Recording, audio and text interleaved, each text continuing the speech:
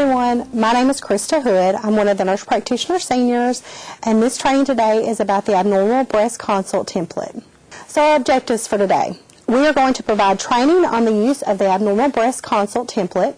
We're going to demonstrate the use of the template, expand the use of the consult template statewide. Will be coming soon. What is the abnormal breast consult template? The template is an electronic consult for abnormal breast follow-up. It is mirrored after our Doctor-Nurse Consultation template that we already have in place. It will be incorporated into the electronic health record, or the EHR, and there is a faster response time for follow-up between the nurse or the nurse practitioner and the collaborating physician. And as from nurses and nurse practitioners who are actually using the template right now, some of the things they said is it is much easier and more convenient. So I'm going to show you a lot more about that as we go on, so hopefully that will be the truth for you as well. So who currently uses this template? In the West Central District, Tuscaloosa County, and the East Central District, Lee County, and the Southeastern District, Dale County, the super users are your collaborating physicians, the nurse practitioner director and seniors, the central office staff and the follow-up nurses, and the director assistants can all be super users inside the template that have access to the consults. Tuscaloosa, which is where I'm based, we have been using the template since around the fall of 2015. There's been many changes and test piloting and updates that have gone on. So now we're ready to expand the template to more counties, more districts, and hopefully statewide in the near future. So how do we use the template? Well, within breast follow-up, it's the same as breast follow-up. So you originate a consult when breast follow-up is necessary. So this could be a consult for a new breast mass. It could be an abnormal breast exam, or it could be a mammogram or an ultrasound or any imaging that comes back to us, and this warrants collaborating physician follow-up. So it's the same follow-up that's being used already for abnormal breast follow-up. It's just in an electronic version. So you'll get back your responses, and everything will be communicated electronically now instead of handwritten pen and paper. So this can also include ongoing follow-up cases. So I'm going to talk to you about how we're going to incorporate patients that are already in breast follow-up into the new system, or when the patient returns for her exam and she's currently in breast follow-up for her annual and her breast exam. That's when a good time when you can start the new system. So let's go to our computer, and I'm going to show you live what my system looks like so you can kind of follow along, and I'm going to show you how we need to insert, or how we need to enter consults, and a little bit about the breast follow-up. Okay, so I'm going to show you several different views. The first, let me show you how you actually get to, when we give you access to enter breast follow-up or to edit or submit breast follow-up, you're going to receive access, and then you'll have, I'm going to show you my home screen on Lotus Notes, on my workspace. So my workspace probably looks a little bit different than yours. So what I'm going to show you is there's going to be an icon that says Abnormal Breast Consult. So you'll click on your icon. We have different icons for the address book, for document library, for doctor's consult. So then you'll have one for Abnormal Breast Consult. So you can click it. And so this is my abnormal breast consult. This is the live version that we're using right now. So this is part of the pilot that we've been running since 2015. I also have a test version, so I'm going to show you a little bit about that one. And then I've opened a new consult. So the names you see right now are the nurses or nurse practitioners that currently either enter consults in the breast follow-up or have access, or are actually the ones in this pilot right now. So you'll see it says Abnormal Breast Consult Family Health Services at the top. Your physicians, Dr. Thomas, Dr. Maxwell, and Dr. Gillum. And super users, my view is probably different, like I said, but you will have some buttons on the side as far as what you have complete, what you have pending, what you have in follow-up, and what you have in draft. So if you have any history with using the abnormal or the Doctor-Nurse Consultation template, it's similar in how it's viewed. So we have a new patient that comes in, and we're going to start a breast consult. So I'm going to go to my new consult button, and that opens my consult. Okay, so here's your template, your blank template. So what you're going to do is, and I'm following, also you can follow along on your PowerPoint slides. I'm going to try to hit everything that's on the slides. So you'll have a copy there, but I want you to actually see what I'm doing as we're entering everything. Okay, so how do we use the template? So patient demographics. You're going to have your consult date, which is electronically inserted. My name already popped up, so anytime you're the consult originator, your name is going to go into that blank. Then you'll pick your physician's name. Now, how I want you to be able to do this is, what our plan is for Dr. Gillum to answer consults for the northern half of the state. So that would be the northern district, the west central district, and the northeastern districts. And then Dr. Maxwell will be the south half of the state. So that's southwestern, east central, southeastern. So you've got Dr. Gillum or Dr. Maxwell. So you would not select Dr. Thomas or Dr. Miller for your follow-up. I know they're in there, but for right now, just be mindful about who you select when you're choosing your physician. It doesn't have to be the physician that's on call that day. However, if you do need help or have a question and it's something you need answered right then yes, look at your on-call list and you can call that physician on call, and you could just make a note of that in your consult that you spoke to someone. But generally, Dr. Gillum is going to be the northern half of the state, and Dr. Maxwell will be the southern half. Okay, so we've picked our physician, and then you can type in your patient's name, date of birth, and age.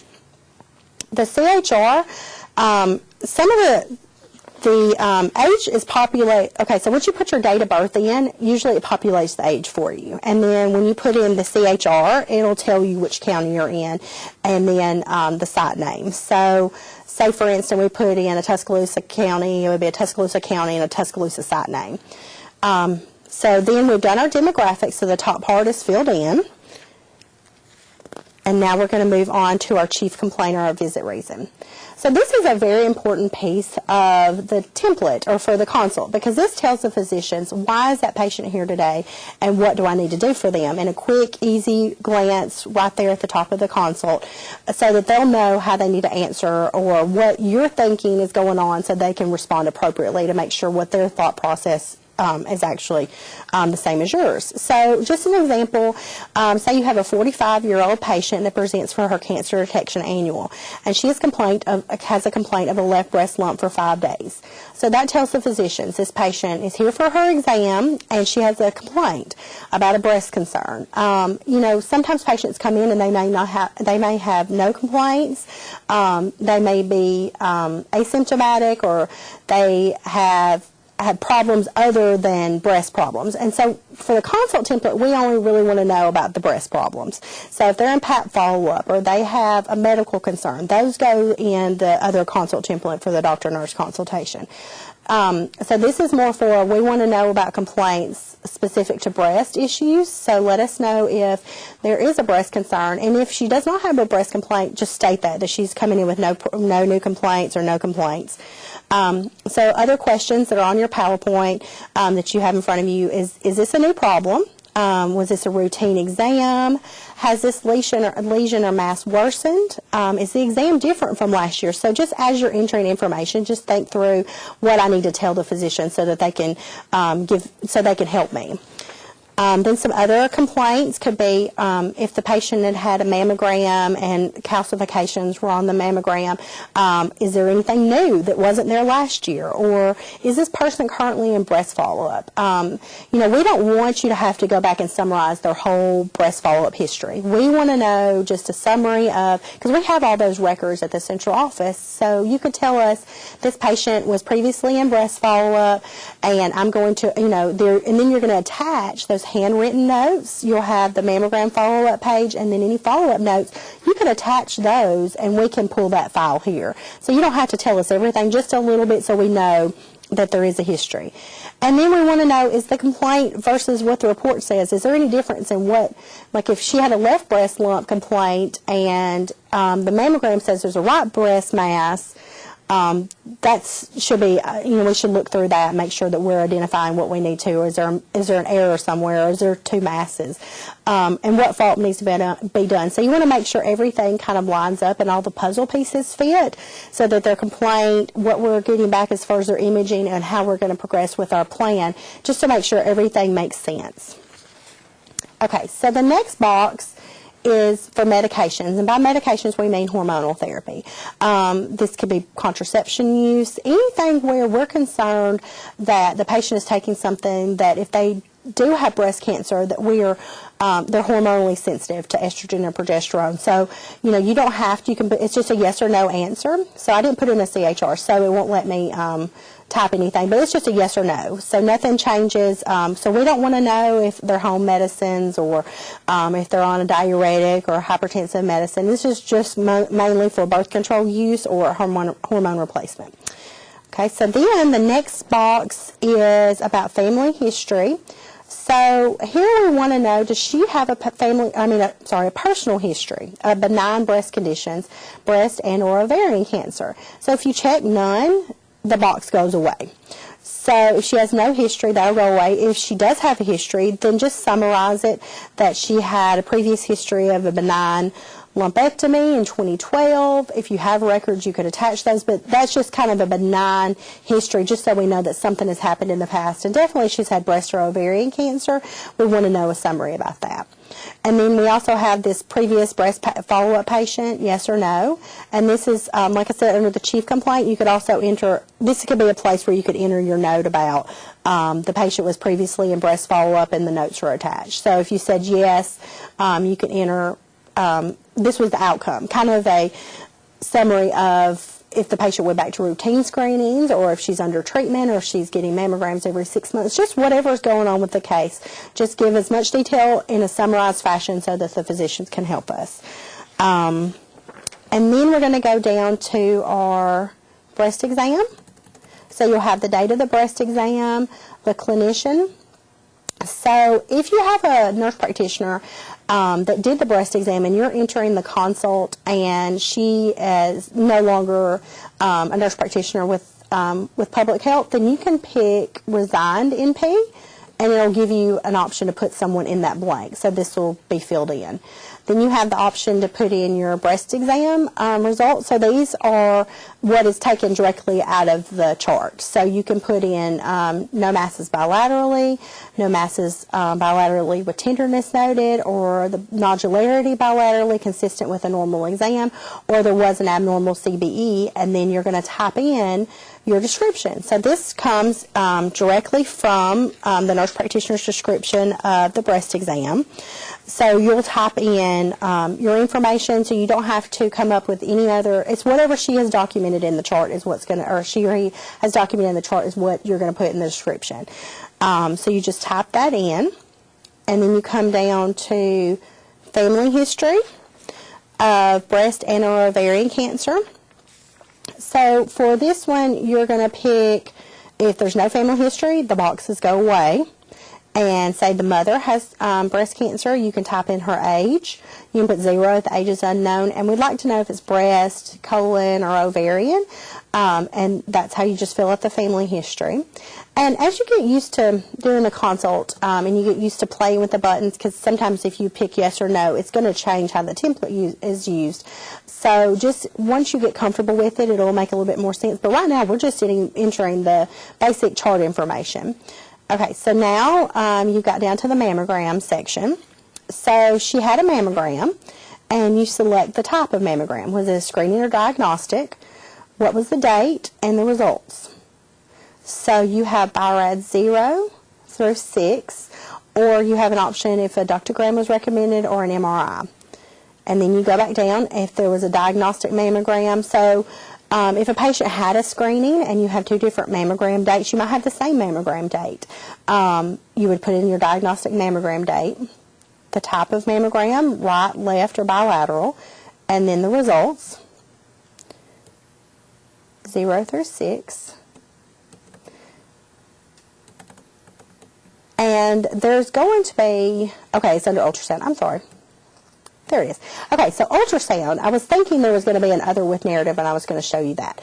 But so the mammogram 0 through 6, and then your ultrasound. So you have an ultrasound, your ultrasound date, the type of ultrasound, and then the results. So a lot of times, sometimes we get reports in, and they're not coded, or they don't give a number or a BI-RADS indication. So you can put in a narrative or a description about what those ultrasound reports say. You're going to scan and attach these records, but this is a quick glance kind of summary so the physicians can see they had a mammogram, this was the results, say it's a BI-RADS 4, they had an ultrasound, these were the findings. So it's an easier way to view the information, and so you put something in and then the mammogram said something different. That's why we always ask for you to attach the records. So when we get to that part, we're going to discuss more about attaching records. So now we have a patient that most likely needs a surgical evaluation, or there are patients where we might just be doing follow-up in 6 months. You have a not needed, a pending, or a done box. In some cases where we already know the surgeon's name, the evaluation date, and we have the results when you're submitting the consult. But if you don't have those, then you could just push pending, and that lets the physicians know that the surgical evaluation is pending, and you will upload that information once it is obtained, and you've gotten the records from that. Okay. And then the next boxes are about who you're going to give access to.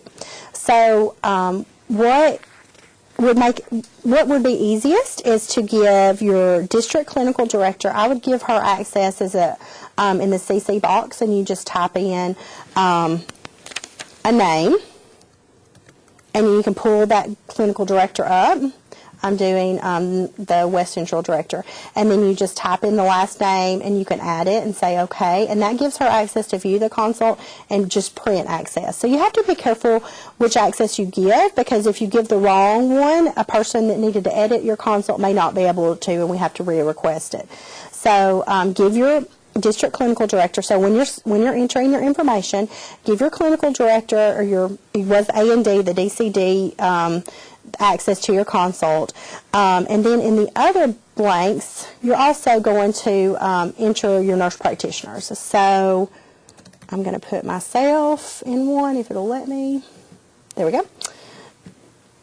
And this just gives me, if I wasn't the one originating this consult, I would give access to the nurse practitioners. If there was another nurse practitioner in my clinic that may need consult access, I would go ahead and give that to her.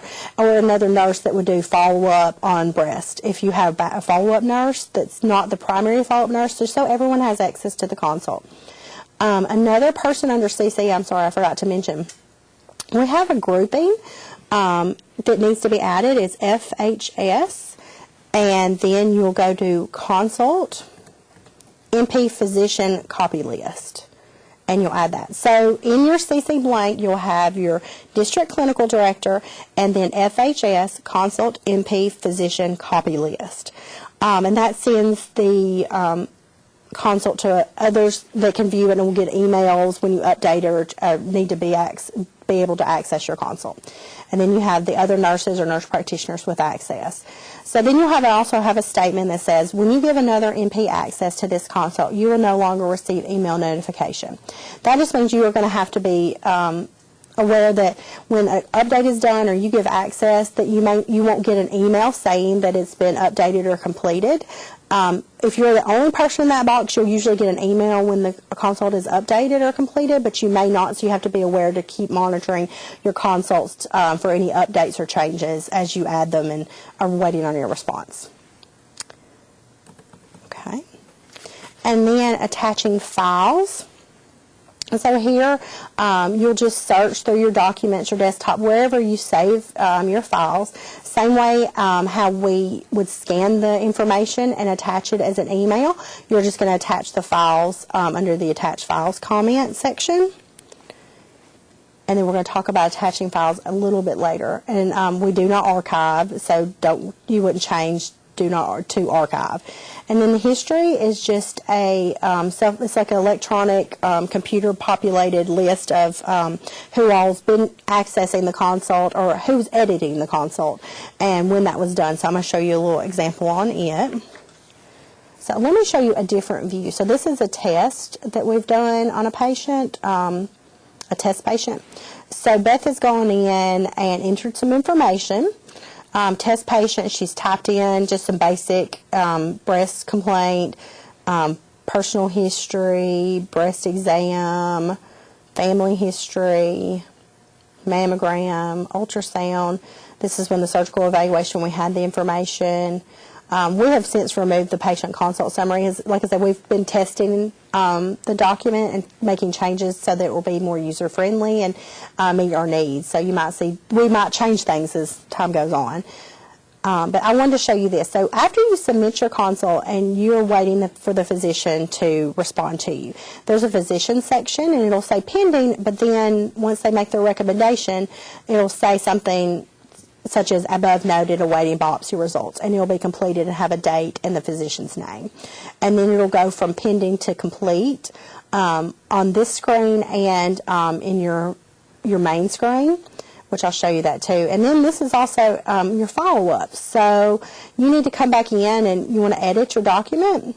So it's got 5 follow-ups already been done on this test patient.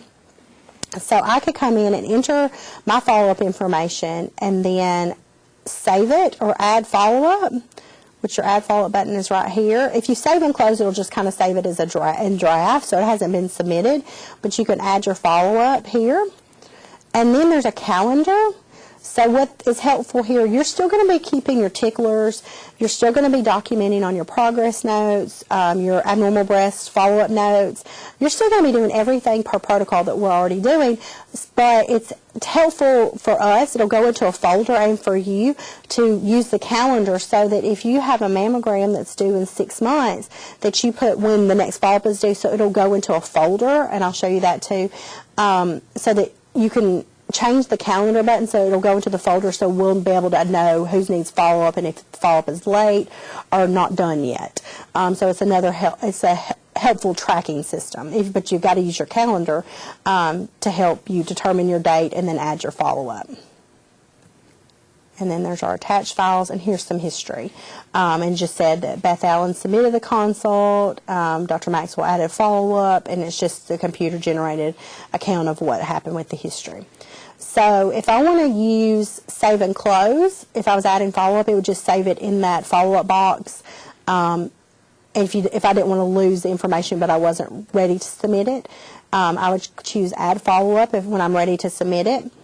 And then this is one where we could remove or add to that greater than, it's when they go into a box when it's been greater than 30 days and follow-up was due and has not been done. And then I also have a button which nurses and nurse practitioners may or may not have the high-risk follow-up button yet. But what that was for is if there was a mass, if there was a BIRADS 4, 5, 6, or a cancer, we would hit that button. It would also go into a folder so that we could be able to track those and monitor those closely so we can make sure the follow-up was done appropriately. So I'm going to go back to the one we were in. So this was the one I haven't added information, but I was just showing you how to use the document. I could save as a draft if I'm not ready to submit. I could submit to central office, or I can close. So those are my button options. Okay.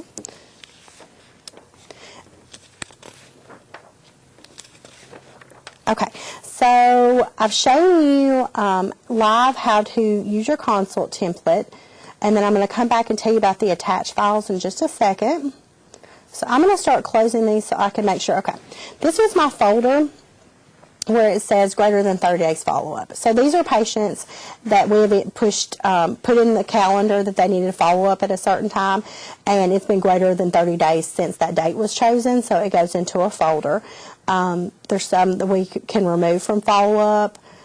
I've added some for high-risk follow-up, and those are some of the 4s, 5s, cancer patients, and then you can also remove them.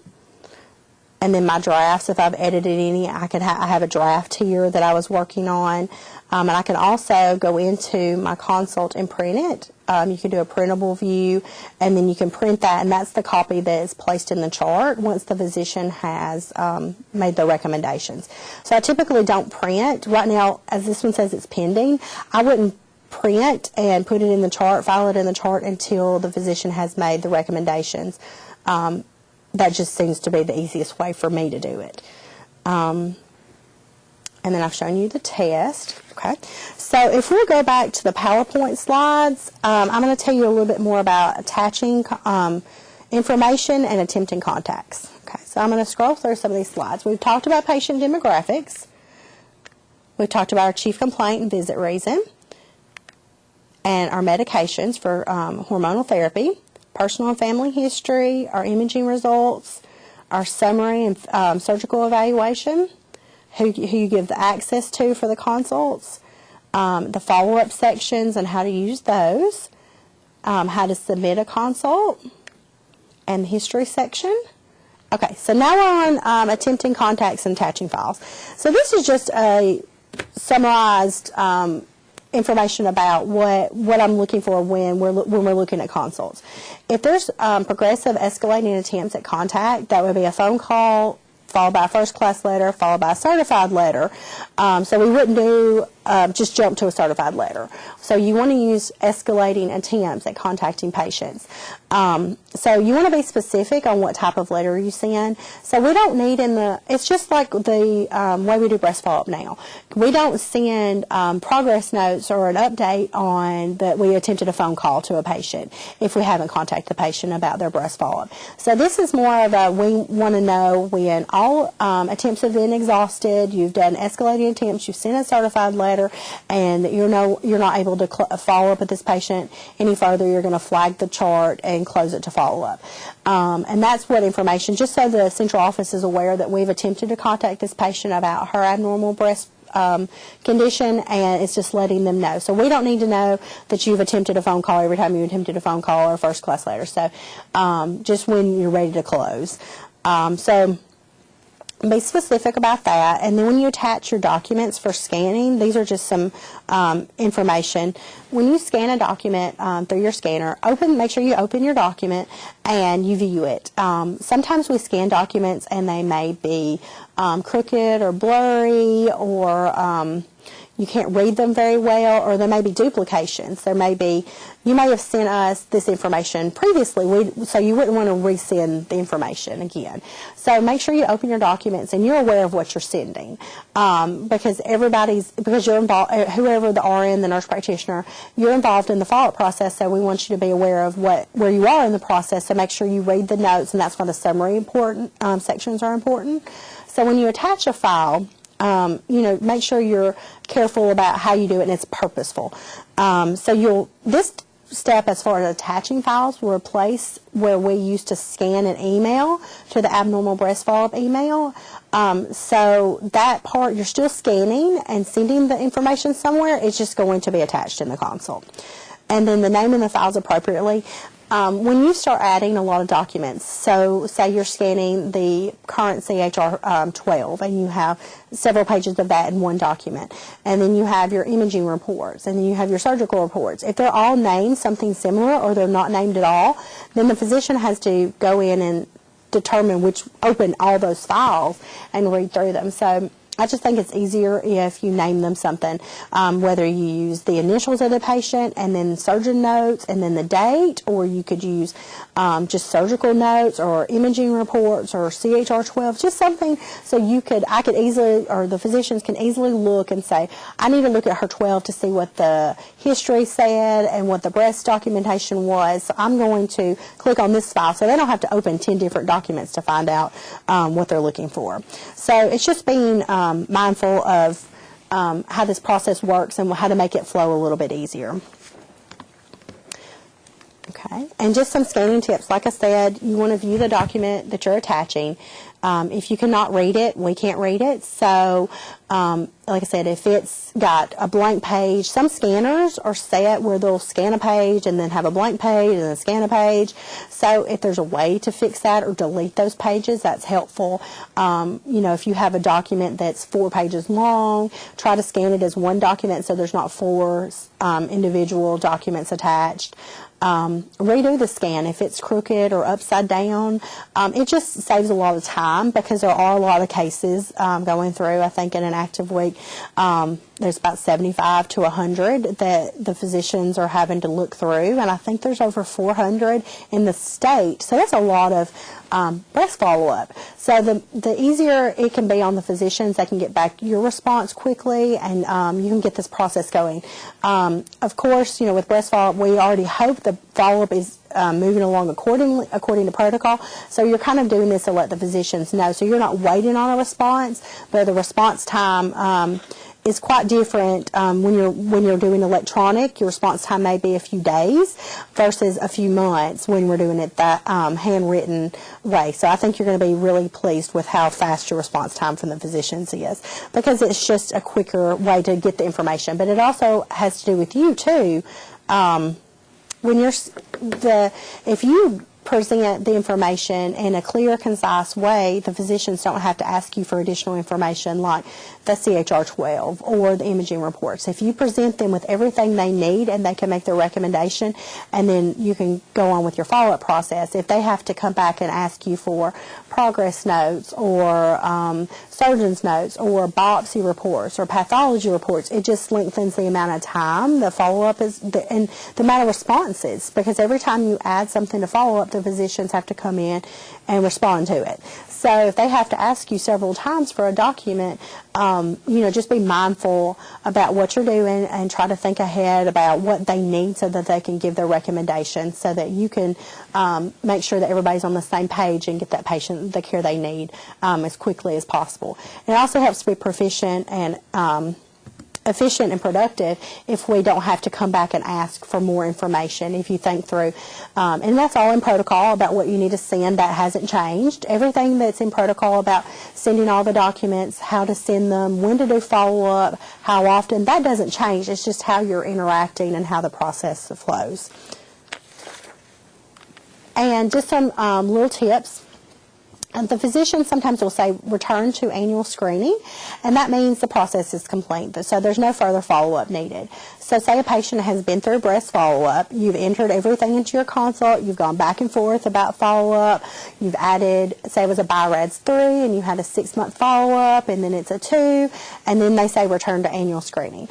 Okay, so we're done. And then we decide to say the next time she comes in, you've returned to annual screenings and she's come back in for her annual exam, and you have a new breast mass, or you have an abnormal finding, or you have a benign finding. So say there's a new breast mass on someone that has been close to follow-up. We need to start a new consult, because it's easier to go in and you'll redo all the demographics, put in the new history, and you can also say this patient has a past consult from this date. This date was when it was generated. So we don't want to just have this long follow-up trail where it's completed and now it's starting over. Or say a patient has gone to annual screenings and she's come back in for her annual, no breast masses, and then you got a BI-RADS 2.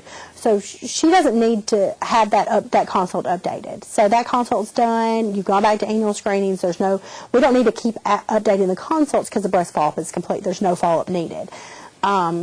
About summarizing the records. So when we get records from a surgeon and we have office notes, so you just need to be clear about what are office notes versus what are pathology reports or biopsy reports, or the office notes will look different than their lab reports from where the pathologist has said this was the findings from the biopsy or the lumpectomy. So we want to summarize that, because the physicians want to know that you're aware of what's going on with that patient's care. We don't want to just just upload an attachment and then send it and say attachment noted or attachment below. We want to make sure that we're all on the same page. And so if you thought the patient had benign findings and everything was fine, and this patient really had something that needed further follow-up, we just want to make sure you read them, and if you have any questions or concerns, you can always reach out to us if you're unsure of which reports or what's going on with that patient. Or say you send a referral, and you're referring for bilateral breast masses, and the surgeon only addresses one in the notes. So that's why it's helpful to summarize it so that we can tell, okay, this surgeon did not speak to both masses or both breasts, so maybe that's something we need to look further into. So that's why it's always good to, we don't need a huge statement or a copied section, so like a copy of the impression. This is more of a summary from what you think is going on, and what you believe is going on with the records. The patient has been seen, she has a benign lumpectomy or a benign mass, and she's going to need rescreening in 6 months. So kind of tell us, tell the physicians in your summary the plan. So you get the notes, and this is the plan by the surgeon, and this is when we're going to follow up. So kind of step it out to them so that they'll know, okay, I agree with that, or I agree with above, or continue 6-month follow-up, and that helps everybody to kind of be on the same page, to make sure we're giving the care appropriately and to be most efficient, because we don't have to come back in and make any changes, or we don't have to keep searching for documents.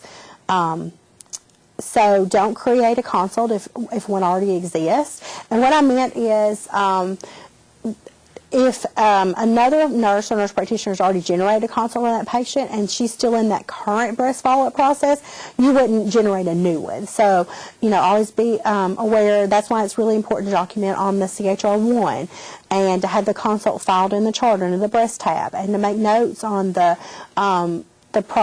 follow-up notes, and to keep it on your tickler card. So none of that goes away.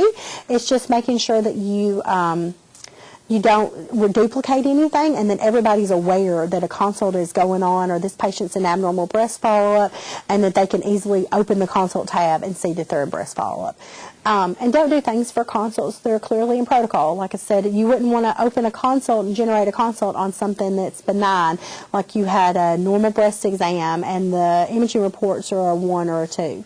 Something like that. So if it's not normally something you would send to abnormal breast follow-up, we don't need to know about the abnormal, because there's nothing abnormal to follow up on. So as we go forward with implementing this template in the northern districts and the southern districts, don't hesitate to reach out if you have any questions or concerns. I put the information for Beth Allen, the nurse practitioner director, Thelma McDade, the nurse coordinator that's going to be helping with our breast follow-up process, Dr. Maxwell and Dr. Gillum, their office and their cell phone numbers, and then the nurse practitioner seniors. All of our information is attached. So don't hesitate to reach out if you need anything. If you have any concerns or complaints, or just don't know how to use the template, or are afraid to do something, just reach out to us. You can call us at any time, email, text, whatever's best for you. Don't hesitate to reach out to us. You can also look, if you had to call a physician that day, at the consult schedule to see who you need to reach out to. But we want this to be an easy, fast, convenient way to do breast follow-up, and we're really looking forward to starting this and how the process is going to go. So please let us know once you start. If you have any questions or concerns, or something you think could be done a little bit differently, let us know. We're open to changes. So thank you so much. I hope this has gone well and you've learned a lot, and I'll be talking to everyone soon. Thank you.